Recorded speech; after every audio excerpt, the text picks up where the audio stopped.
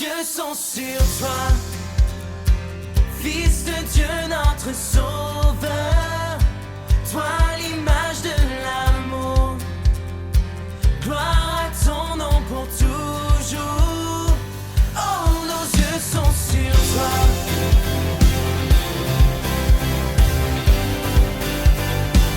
Oh, nos yeux sont sur toi.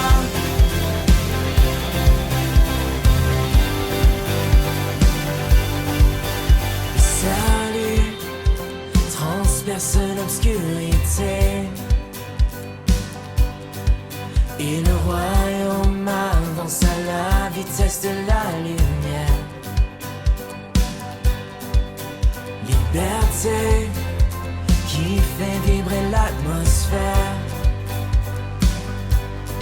chassons les ténèbres alors que le soleil apparaît. Venu des cieux pour nous, descendu par amour, il règne à tout jamais, Jésus notre Dieu. Oh, nos yeux sont sur toi, Fils de Dieu, notre Sauveur, toi l'image de l'amour, gloire à ton nom pour toujours. Oh, nos yeux sont sur toi.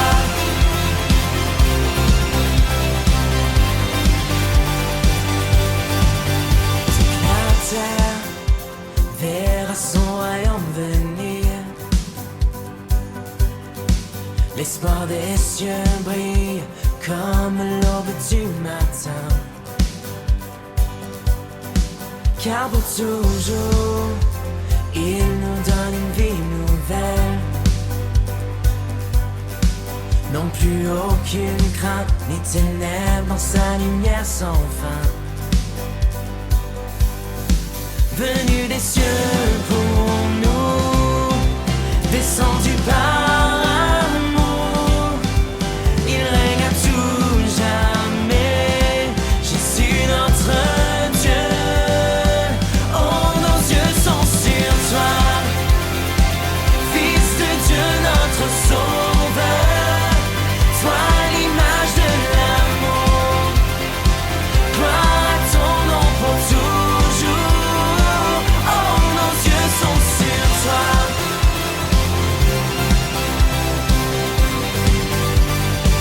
Oh, nos yeux sont sur toi.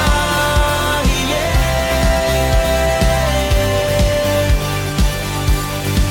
Venu des cieux pour nous, descendu par amour, il règne à tout jamais, Jésus notre Dieu.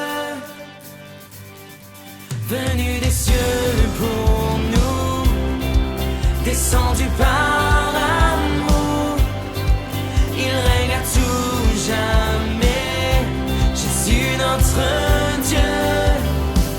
Oh, nos yeux sont sur toi.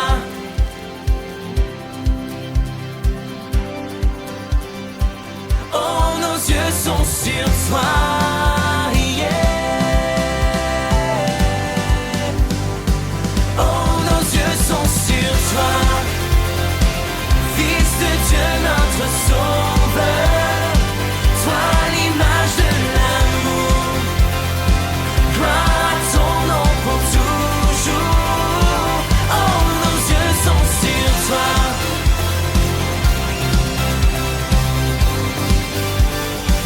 Oh, nos yeux sont sur toi.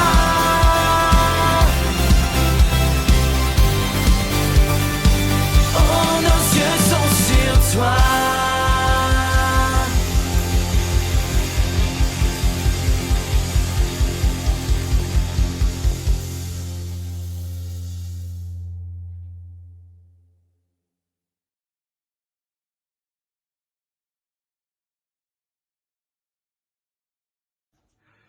Bonjour à tous, on est heureux de pouvoir se retrouver pour célébrer le nom du Seigneur ce matin, célébrer le roi des rois, le Seigneur des seigneurs, celui qui tient toutes choses entre ses mains, celui qui a mis un chant nouveau dans nos cœurs, qui a mis à cette ferme espérance. Oui, si nous sommes réunis devant nos écrans ce matin, espérant que ce déconfinement arrive bientôt. C'est pour louer et célébrer le roi des rois, le Seigneur des seigneurs, Jésus-Christ, qui nous délivre de la colère à venir. Alors, j'aimerais, pour introduire ce moment de culte, vous laisser les premiers versets du psaume 40 qui vont nous guider tout au long de ce moment de louange. Au chef des chœurs de David, psaume. J'avais mis en l'Éternel mon espérance, et il s'est incliné vers moi. Il a écouté mon cri, il m'a retiré de la fosse de destruction. Du fond de la boue, il a dressé mes pieds sur le roc, en affermissant mes pas. Il a mis dans ma bouche un cantique nouveau, une louange à notre Dieu. Beaucoup le verront et auront de la crainte. Ils se confieront en l'Éternel. Heureux l'homme qui place en l'Éternel sa confiance et qui se tourne pas vers les arrogants et les partisans du mensonge. Tu as multiplié, Éternel mon Dieu, tes merveilles et tes desseins en notre faveur. Rien n'est comparable à toi. Je voudrais les redire et les proclamer. Ils sont trop nombreux pour être comptés. Amen. Oui, les bénédictions de notre Dieu sont trop nombreuses pour être comptées. Et aujourd'hui, nous voulons être rassemblés, ceux qui ont de la crainte, ceux qui se confient en l'Éternel. Oui, ils sont rassemblés pour célébrer les merveilles de notre Dieu en notre faveur. Bon culte à chacun.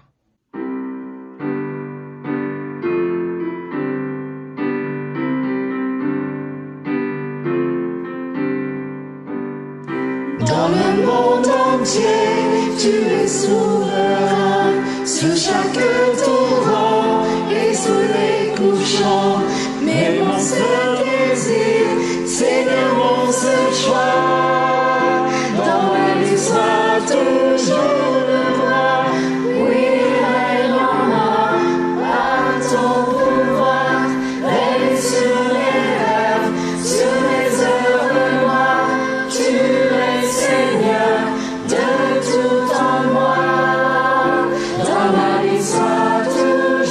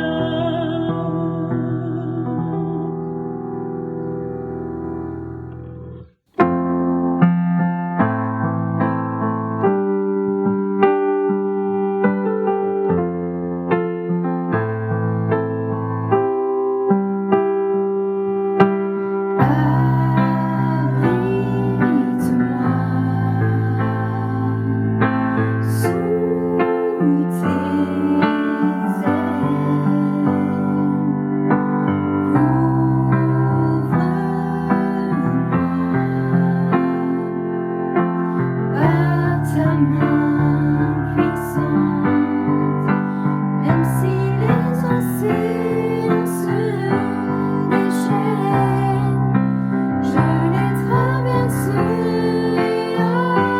avec toi. Père, tu domines les tempêtes, je suis tranquille car tu es là.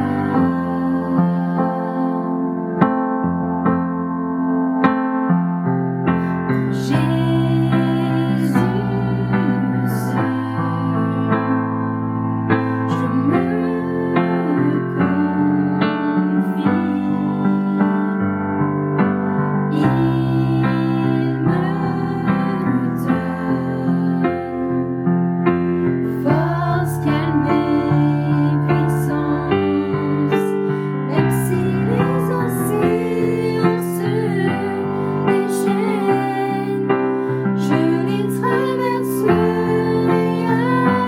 avec toi. Père, tu domines les tempêtes, je suis tranquille car tu es là. Je suis tranquille car tu es là. Je suis tranquille car tu es là.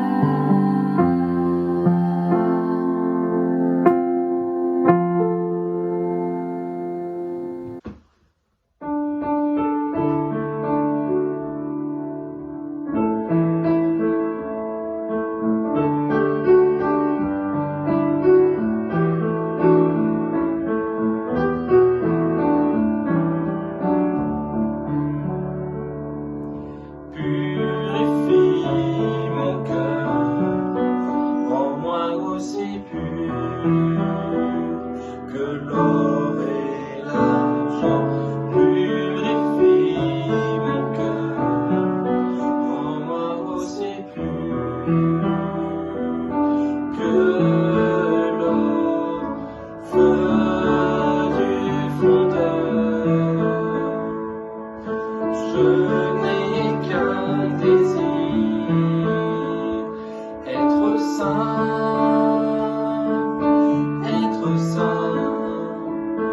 mis à part pour toi Seigneur. Oui, je choisis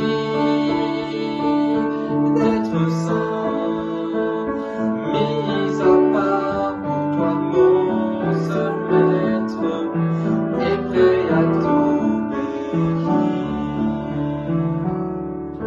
Purifie mon cœur, ôte ma souillure et sanctifie-moi. Purifie mon cœur, lave mes péchés cachés, feu du fondeur. Je n'ai qu'un désir, être saint, mis à part pour toi Seigneur. Oui, je choisis d'être saint, mis à part pour toi mon seul maître, et prêt à t'obéir, et prêt à t'obéir.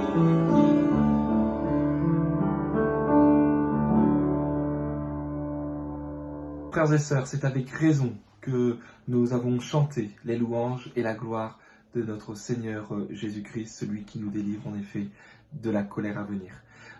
Sans plus attendre, on veut laisser la place à Jean-Pierre qui va prêcher sur le thème « Je suis le pain de vie ». Mais avant cela, je vous inviterai à courber vos fronts et à fermer vos yeux pour un instant de prière où nous allons pouvoir demander une nouvelle fois la grâce de Dieu. Père éternel, nous te bénissons et nous te rendons grâce. C'est un nouveau jour pour nous, celui que tu as fait. Et il est merveilleux, nous pouvons célébrer. Et avec toute la création, avec nos frères et sœurs réunis dans le monde, acclamer le roi des rois et le seigneur des seigneurs. Merci de nous laisser, Seigneur, également ouvrir ta parole et nous instruire par elle. Merci pour ton Esprit Saint qui nous aide et qui a aidé Jean-Pierre à préparer et proclamer ce message et qui va nous aider à présent à comprendre de manière intelligible eh bien, ce que ta parole nous enseigne. Béni sois-tu, notre bon Père Céleste, au nom de Jésus. Amen. Bonjour à tout le monde. J'espère que vous allez bien, que le confinement ne vous perturbe pas trop. Allez, encore une semaine avant de se retrouver avec des masques sur le nez et un brin de muguet à la main. Mais avant de commencer, prions. Seigneur, je voudrais t'apporter cette étude, cette exhortation, afin qu'elle nous soit profitable. À nous tous et moi en particulier. Que nous puissions comprendre la profondeur de ton enseignement et du message que tu veux nous transmettre à travers ce chapitre 6. Nous te demandons tout cela au nom de Jésus. Amen. Alors, je voudrais juste vous poser une première question.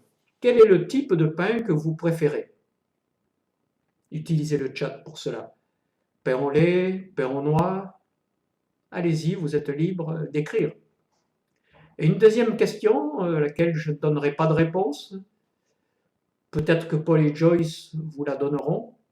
Nous pratiquons la Sainte Seine avec du pain, mais comment font-ils en Asie, en Inde, au Sénégal, avec du riz, du sorgho, du millet, de l'orge, du quinoa?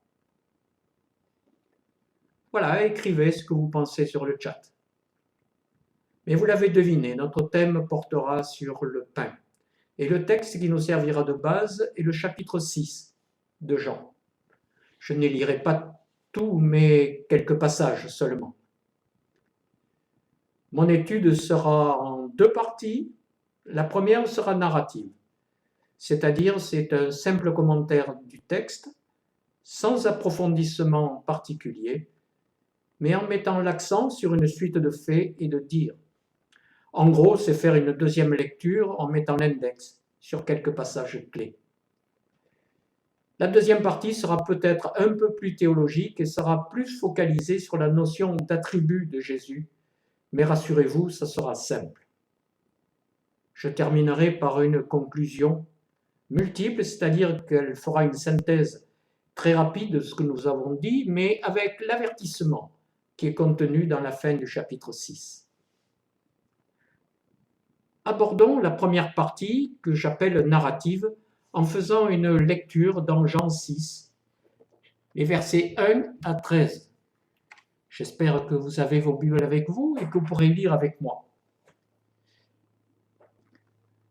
Après cela, Jésus s'en alla de l'autre côté du lac de Galilée, ou lac de Tibériade. Une grande foule le suivait, parce que les gens voyaient les signes miraculeux qu'il faisait sur les malades. Jésus monta sur la montagne et là, il s'assit avec les disciples. Or, la Pâque, la fête juive, était proche. Jésus leva les yeux et vit une grande foule venir vers lui. Il dit à Philippe, « Où achèterons-nous des pains pour que ces gens aient à manger ?» Il disait cela pour le mettre à l'épreuve, car lui-même savait ce qu'il allait faire. Philippe lui répondit, « Les pains qu'on aurait pour 200 deniers ne suffiraient pas pour que chacun en reçoive un petit peu. » Un de ses disciples, André, le frère de Simon-Pierre, lui dit, « Il y a ici un jeune garçon qui a 5 pains d'orge et 2 poissons. Mais qu'est-ce que cela pour tant de monde ?» Jésus dit, « Faites s'asseoir ces gens. » Il y avait beaucoup d'herbe à cet endroit. Ils s'assirent donc au nombre d'environ 5000 hommes. Jésus prit les pains, remercia Dieu et les distribua aux disciples qui les donnèrent à ceux qui étaient là. Il leur distribua de même des poissons, autant qu'ils en voulurent. Lorsqu'ils furent rassasiés, il dit à ses disciples, « Ramassez les morceaux qui restent afin que rien ne se perde. Ils les ramassèrent donc, et ils remplirent 12 paniers avec les morceaux qui restaient des 5 pains d'orge, après que tous eurent mangé. Cette première partie peut se décomposer en 4 points. Il y aura une question, des réponses, une action, un enseignement. Une question. Au verset 5, on lit « Jésus leva les yeux et vit une grande foule. Il dit à Philippe, « Où achèterons-nous des pains pour que ces gens aient à manger ?»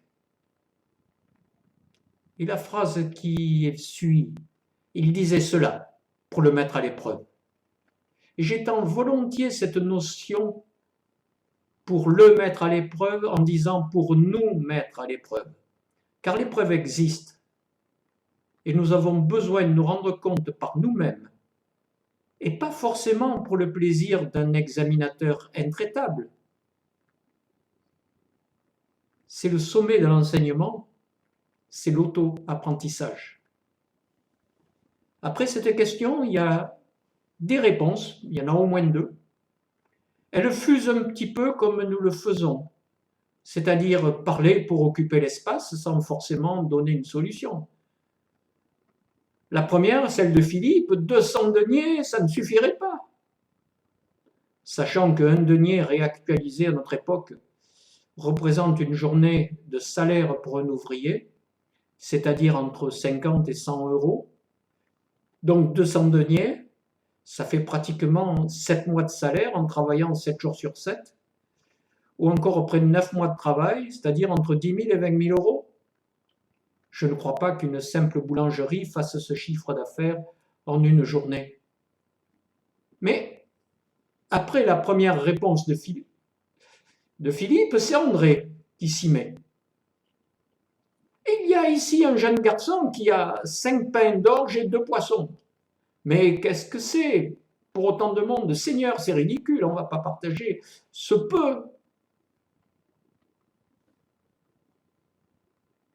Après la question, les réponses, il va y avoir une action. Jésus dit, faites s'asseoir ces gens. Et après avoir rendu grâce, il dit, distribuez-les. Ça ne vous rappelle rien? Si, bien sûr. Le dernier repas dans la chambre haute. Et après avoir rendu grâce, c'est le mot utilisé dans le grec que nous appelons Eucharistie. Dans Marc 14, verset 22, on peut lire « Prenez et mangez, ceci est mon corps ». Ce miracle de la multiplication des pains, c'est la première multiplication. Première, car il y en a une seconde. Matthieu et Marc le rapportent. Cette première multiplication pourrait manifester l'omnipotence de Jésus, mais cela appelle d'abord une remarque de fond. Cette multiplication a été faite par qui? Par Jésus ou par Dieu? Cette multiplication a été faite par Dieu en réponse à la prière de Jésus. Et ça, c'est important de se le rappeler. Je vais sauter le passage bien connu dans lequel les disciples qui étaient seuls dans la barque ramaient contre le vent de nuit et qui voient venir à eux Jésus marchant sur l'eau avec ces paroles « C'est moi, n'ayez pas peur ». Et en grec, on retrouve la même expression « ego eimi », littéralement « moi je suis ». Ne craignez pas. Ce que l'on pourrait dire aussi, moi, je ne suis pas la peur. Ce n'est pas un attribut comme celui de notre thème, le pain de vie, mais ne craignez pas nous indique que Jésus est celui en qui nous devons avoir confiance. Notre peur n'a pas lieu d'être. Bien sûr, cet épisode de la barque n'est pas passé inaperçu pour la foule. La foule rassasiée la veille. Où est-il? Vite, recherchons-le, sait-on jamais. Peut-être on pourrait manger encore une fois. Est-ce Thomas Premièrement, et pour nos amis anglo-saxons, stomach first, il fallait donc pour Jésus expliquer. Ça sera donc mon quatrième point de cette première partie, l'enseignement. Lisons Jean 6, des versets 22 à 35. Le lendemain, la foule restée de l'autre côté du lac remarqua qu'il n'y avait eu là qu'une seule barque et que Jésus n'était pas monté dedans avec ses disciples, mais que ceux-ci étaient partis seuls. D'autres barques arrivèrent de Tibériade, près de l'endroit où ils avaient mangé le pain, après que le Seigneur eut remercié Dieu ou rendu grâce. Quand les gens s'aperçurent que ni Jésus ni ses disciples n'étaient là, ils montèrent dans ces barques et allèrent à Capernaum, à la recherche de Jésus. Ils le trouvèrent de l'autre côté du lac et lui dirent « Maître, quand es-tu venu ici ?» Jésus leur répondit « en vérité, je vous le dis, vous me cherchez non parce que vous avez vu des signes, mais parce que vous avez mangé du pain et que vous avez été rassasiés, repus. Travaillez donc, non pour la nourriture périssable, mais pour celle qui subsiste, pour la vie éternelle. Celle que le Fils de l'homme vous donnera, car c'est lui que le Père, Dieu lui-même, a marqué de son empreinte. » Ils lui dirent « Que devons-nous faire pour accomplir les œuvres de Dieu ?» Jésus leur répondit « L'œuvre de Dieu, c'est que vous croyez en celui qui l'a envoyé. » « Mais quel signe miraculeux fais-tu donc, lui dirent-ils, afin que nous le voyions et que nous croyions en toi ? Que fais-tu ? Nos ancêtres ont mangé la manne dans le désert, comme cela est écrit. Il leur a donné le pain du ciel à manger. » Jésus leur dit, en vérité, je vous le dis, ce n'est pas Moïse qui vous a donné le pain du ciel, mais c'est mon Père qui vous donne le vrai pain du ciel. En effet, le pain de Dieu, c'est celui qui descend du ciel et qui donne la vie au monde. Ils lui dirent alors, Seigneur, donne-nous toujours ce pain-là. Et Jésus leur dit, c'est moi qui suis le pain de la vie. Celui qui vient à moi n'aura jamais faim, et celui qui croit en moi n'aura jamais soif. Cette lecture est importante parce que Jésus reprend cette expression « En vérité, vous me cherchez ». Non parce que vous avez vu des signes. Il y en a eu des signes. La multiplication des pains et des poissons. Et comment il est allé de l'autre côté ? Mais parce que vous avez mangé et que vous avez été rassasiés. Je l'ai déjà dit. Estomac en premier. Nous sommes des hommes et des femmes conduits par nos besoins essentiels. Se nourrir, dormir, rechercher la nourriture via le travail, s'il y en a, ou par n'importe quel moyen quand il n'y en a pas. Nous sommes dans un pays qui ne connaît pas la famine endémique comme cela arrive, hélas, dans beaucoup de pays, bien qu'il y ait des personnes dans notre pays qui soient en détresse alimentaire.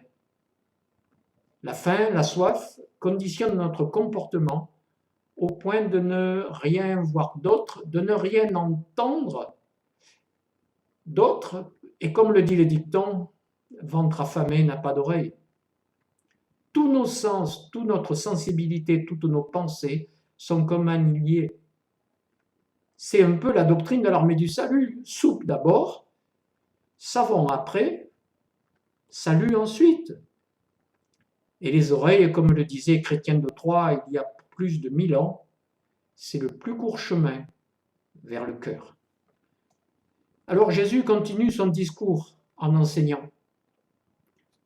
travaillez non pour la nourriture périssable, mais pour celle qui subsiste pour la vie éternelle, celle que le Fils de l'homme vous donnera, car c'est lui que le Père Dieu lui-même a marqué de son empreinte. N'est toujours pas compris. Et la réponse de la foule ou des disciples, que devons-nous faire pour accomplir les œuvres de Dieu? Jésus répond, l'œuvre de Dieu, c'est que vous croyez en celui qui l'a envoyé. Les oreilles ont bien entendu, mais le fond de leur pensée est toujours la nourriture et surtout celle qu'ils ont reçue la veille. Que fais-tu? Sous-entendu, recommence pour nous donner la manne, ça c'est un signe mangeable. Et il cite un extrait du psaume 78 au verset 24. Il leur a donné le pain du ciel. Et nous avons là un exemple de ce qu'il ne faut pas faire. Citer un verset seul, hors de son contexte. Au contraire, il ne faut pas lire seulement le verset 24, mais les versets 23 à 31. Car Dieu, certes, a donné la manne et de la viande, l'écaille, mais, car il y a mais ils n'avaient pas encore assouvi leur désir. Ils avaient de la nourriture encore plein la bouche. Et ils ont voulu stocker, malgré l'interdiction de Dieu. Ils ont fait preuve de leur manque de confiance, de leur manque de foi. Donc, il fallait recadrer les propos. La première des choses, c'est de rappeler le contexte encore. Ce n'est pas Moïse, c'est mon Père qui vous donne le vrai pain du ciel. Nous retrouvons ce que nous avons lu au verset 11 du chapitre 6. C'est mon Père qui vous a donné le pain du ciel. Et avec, en plus, désolé pour cela, mais il y a une petite subtilité grammaticale dans le texte. Jésus n'a pas dit « ce n'est pas Moïse qui vous a donné », forme qui suggérerait une action passée qui est arrivée, mais au contraire, c'est le présent de l'indicatif qui est utilisé. C'est mon Père qui vous donne le vrai pain du ciel. Et la phrase donc devient incisive. C'est-à-dire que Dieu a donné quelque chose de périssable, la manne, mais il me donne quelque chose d'impérissable. En effet, le pain de Dieu, c'est celui qui descend du ciel et qui donne la vie au monde. Pas seulement la vie terrestre, mais la vie éternelle. La réponse de la foule est là, Seigneur, donne-nous toujours de ce pain. Et la réponse de Jésus, bien sûr, est immédiate. Moi, je suis le pain de la vie. Egoemi artostes zoes. C'est moi qui suis le pain de la vie. L'article la vie. L'article là a toute son importance, car il exprime une généralité, vie terrestre et vie spirituelle. Alors Jésus expose sa mission, la mission de Dieu pour le monde, déjà prophétisée par Ésaïe au chapitre 53, puis énoncée en Jean 3,16, que vous connaissez par cœur, car Dieu a tant aimé le monde qu'il a donné son Fils unique, afin que quiconque croit en lui ne périsse point, mais ait la vie éternelle. Donc relisons ces quelques versets de 35 à 40. Imprégnons-nous de ce texte. C'est moi qui suis le pain de la vie. Celui qui vient à moi n'aura jamais faim, celui qui croit en moi n'aura jamais soif. Mais je vous l'ai dit, vous m'avez vu et pourtant vous ne me croyez pas. Tous ceux que le Père me donne viendront à moi et je ne mettrai pas dehors tous ceux qui viennent à moi. En effet, je suis descendu du ciel pour faire non pas ma volonté, mais faire la volonté de celui qui m'a envoyé. Or, la volonté du Père qui m'a envoyé, c'est que je ne perde aucun de tout ce qu'il m'a donné, mais que je les ressuscite le dernier jour. En effet, la volonté de mon Père, c'est que toute personne qui voit, c'est-à-dire qui contemple, qui adore le Fils et croit en lui, ait la vie éternelle, et moi, je le ressusciterai le dernier jour. La suite du texte montre que cela n'a pas suffi et que la contestation est toujours présente. Tout est dit en quelques mots. Ne murmurez pas entre vous. Et Jésus répète le message en ajoutant ce petit mot, le mot vivant. Je suis le pain vivant descendu du ciel. Il y a d'autres détails dans tout ce texte, tout aussi importants comme les restes impressionnants dans les 12 paniers, comme l'institution, un peu la Sainte Seine. Mais je voudrais arrêter là la partie dite narrative. C'était juste pour situer le contexte.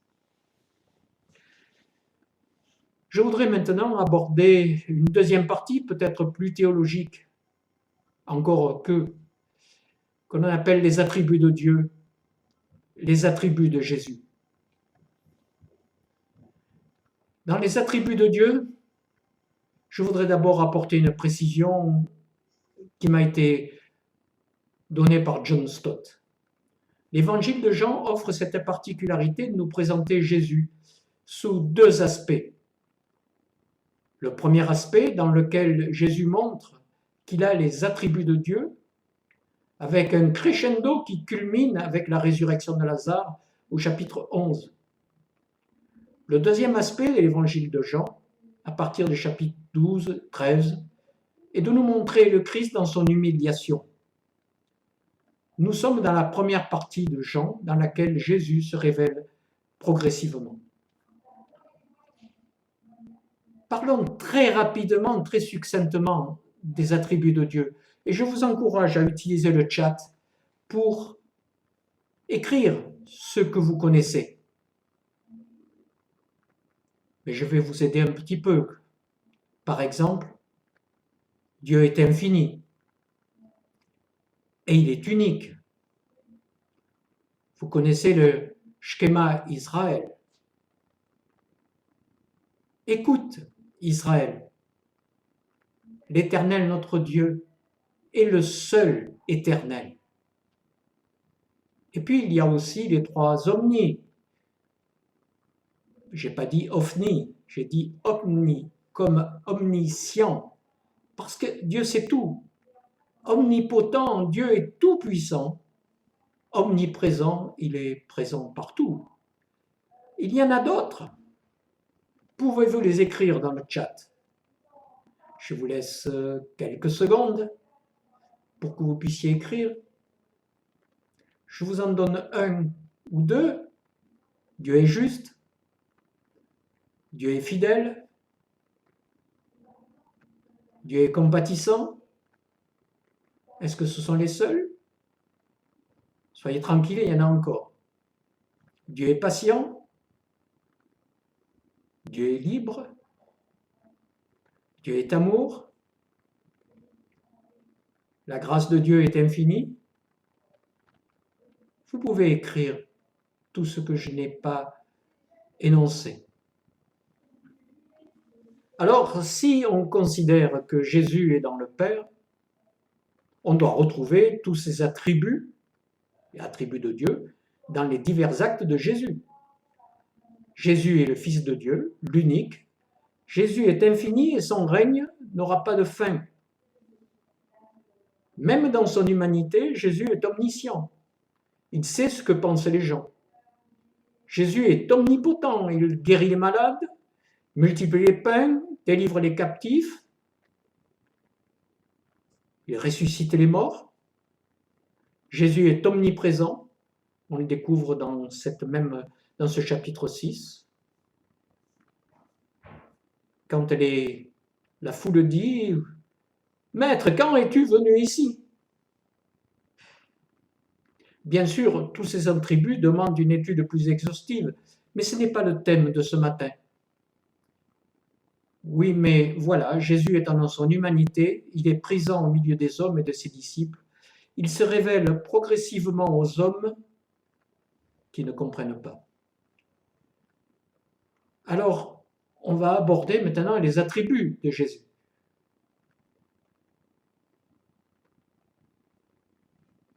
Dans la première partie, on a parlé des attributs de Dieu, mais il y a d'autres attributs, et le premier des attributs de Jésus est celui que l'on vient de lire. Moi, je suis le pain de la vie. Cet attribut va apparaître à de multiples reprises, d'abord sous forme de symbole, qui se retrouve dans le livre de l'Exode. C'est le pain sans levain de la Pâque, que l'on peut lire dans Exode 12,15, c'est-à-dire le pain sans le péché qui est représenté par le levain. La manne, dans Exode 16,15, c'est le pain que l'Éternel vous donne comme nourriture, peut-on lire.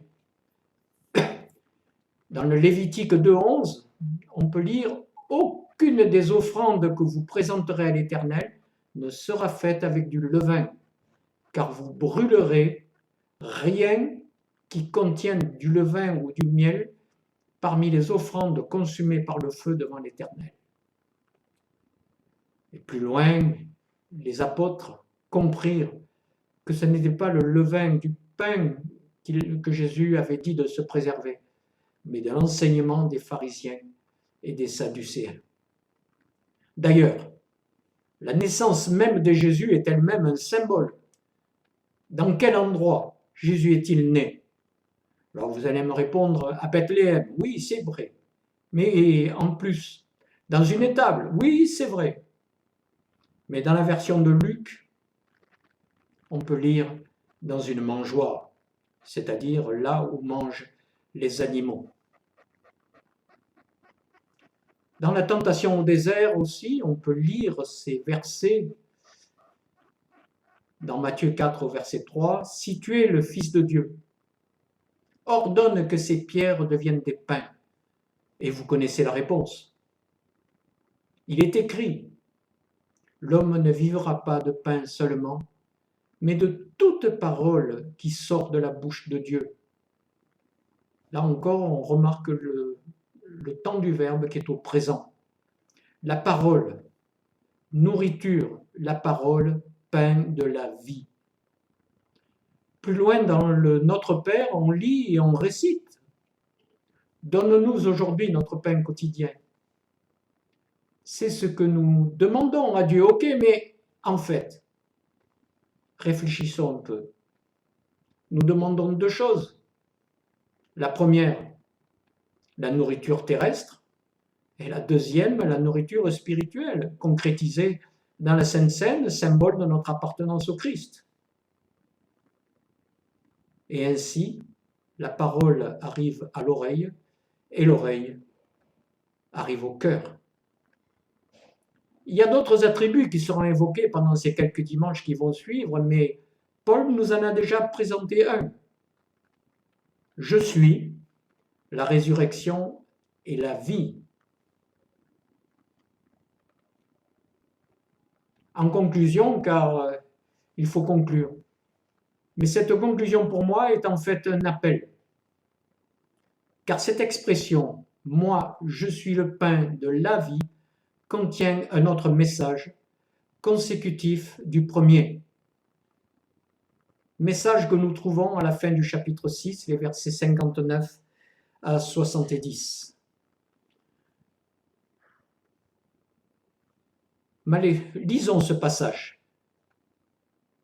Jésus en lui-même savait en lui-même que ses disciples murmuraient à ce sujet, c'est-à-dire « je suis le pain de la vie ». Il leur dit « Cela vous scandalise ? Si vous voyez le Fils de l'homme monter là où il était auparavant, c'est l'Esprit qui fait vivre, l'homme n'arrive à rien. Les paroles que je vous dis sont esprit et vie. mais il y en a parmi vous quelques-uns qui ne croient pas. En effet, Jésus savait dès le début qui étaient ceux qui ne croyaient pas et qui était celui qui le trahirait. Il ajouta, « Voilà pourquoi je vous ai dit que personne ne peut venir à moi, à moins que cela ne lui soit donné par mon Père. » Dès ce moment, beaucoup de ses disciples se retirèrent et arrêtèrent de marcher avec lui. Après une longue et minutieuse explication pour les disciples et pour la foule, on constate que l'affirmation de cet attribut, « Moi je suis le pain de la vie », crée le premier clivage, la première fracture parmi le peuple et même parmi les disciples. Nous sommes à Capernaum, dans la synagogue, et on peut lire ces mots au verset 60. Cette parole est dure. Qui peut l'écouter? Les disciples sont divisés. Cela vous scandalise. Et pourtant, les paroles que je vous dis sont esprit et vie. Mais il y en a parmi vous quelques-uns qui ne croient pas. Dans son omniscience, Jésus savait qui étaient ceux qui ne croyaient pas et qui était celui qui le trahirait. Dès ce moment, beaucoup de ses disciples se retirèrent et arrêtèrent de marcher avec lui. Alors, pour ma conclusion, voilà la question qui nous est posée ce matin. Et vous, ne voulez-vous pas aussi vous en aller? J'entrevois deux réponses. La première, je ne veux pas aller plus loin avec toi, Jésus. Je connais les conséquences et j'assume mon choix en toute liberté. Liberté. Liberté, sommes-nous sûrs d'avoir compris le sens de ce mot? Libre dans le péché? Mais ça veut dire aussi prisonnier, esclave du péché. Où est la liberté? La deuxième réponse possible, c'est la réponse des apôtres. Seigneur, à qui irions-nous? Tu as les paroles de la vie éternelle. Et nous croyons et nous savons que tu es le Messie, le Fils du Dieu vivant. Alors, quel est votre choix? J'espère de tout cœur que vous saurez faire ce bon choix en acceptant le pain de la vie, Jésus-Christ. Amen. Remercie Jean-Pierre pour ce temps de message et de prédication. Et ensemble, eh bien, nous voulons proclamer que Jésus est le pain de vie. Je vous inviterai une dernière fois à un moment de prière, nous laissant sonder par ce que le Seigneur a pu nous transmettre ce matin. Oui, Père, tu es le pain de vie, celui qui rassasie efficacement. Et c'est vrai que jadis, nous étions, Seigneur, comme affamés, nous allions vers les choses de ce monde qui ne rassasient pas, qui sont que du fast-food, des choses qui font du mal. Et nous pouvons confesser que oui, en toi, nous avons trouvé le vrai pain, celui qui rassasie efficacement et même jusque dans la vie éternelle. Merci Seigneur, vraiment, pour qui tu es, pour ce que tu es et ce que tu as fait. Aide-nous, Seigneur, à avancer dans tes pas et à faire ta volonté. Au nom de Jésus, Père. Amen. Amen.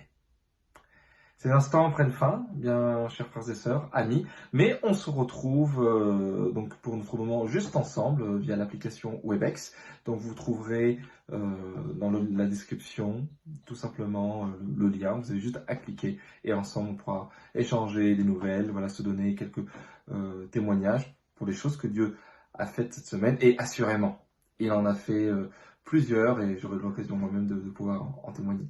Alors je vous dis À tout de suite, et pour ceux qui ne nous rejoignent pas, à très bientôt. Dieu vous garde et vous protège.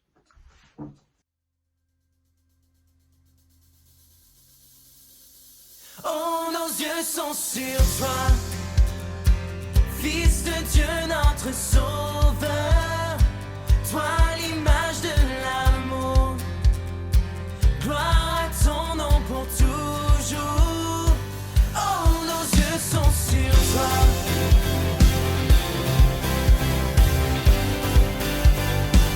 Oh, nos yeux sont sur toi.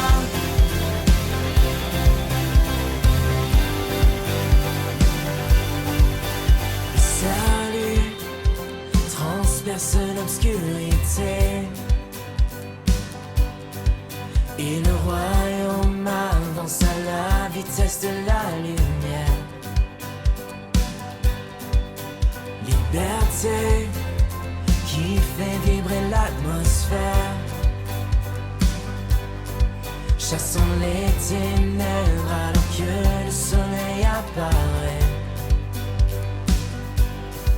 Venu des cieux pour nous, descendu par amour, il règne à tout jamais, Jésus notre Dieu. Oh, nos yeux sont sur toi, Fils de Dieu notre Sauveur, toi l'image de l'amour, gloire à ton nom pour toujours. Oh, nos yeux sont sur toi.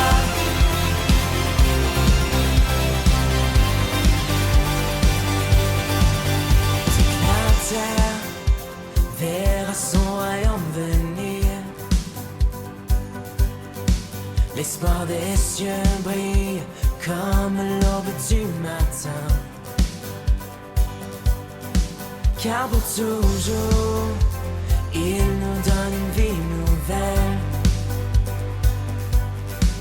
Non plus aucune crainte, ni ténèbres dans sa lumière sans fin. Venu des cieux pour nous, descendu par amour, il règne à tout jamais, Jésus notre Dieu. Oh, nos yeux sont sur toi, Fils de Dieu notre Sauveur, toi l'image de l'amour, gloire à ton nom pour toujours. Oh, nos yeux sont sur toi.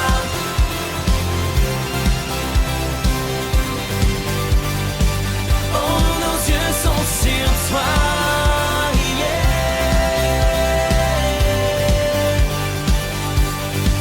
Venu des cieux pour nous, descendu par amour, il règne à tout jamais, Jésus notre Dieu. Venu des cieux pour nous, descendu par amour, il règne à tout jamais, Jésus notre Dieu. Oh, nos yeux sont sur toi.